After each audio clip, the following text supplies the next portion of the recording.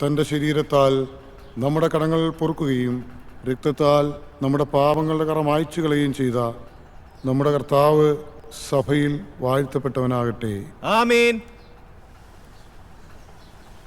ദൈവത്തിൻ്റെ അനുഗ്രഹീത ജനമേ, കർത്താവിൻ്റെ മേച്ചിൽ സ്ഥലത്തെ യാചകണമേ, നിങ്ങളുടെ മേൽ അവിടുന്ന് കൃപാവരം ചൊരിയട്ടെ. ആമേൻ. അവിടുന്ന് തൻ്റെ കാരുണ്യവും അനുഗ്രഹവും നിങ്ങളിൽ വർഷിക്കട്ടെ. അവിടുത്തെ പരിപാലനയുടെ വലം കൈ നിങ്ങളെ സംരക്ഷിക്കുകയും ചെയ്യട്ടെ, ഇപ്പോഴും എപ്പോഴും എന്നേക്കും. ആമേൻ.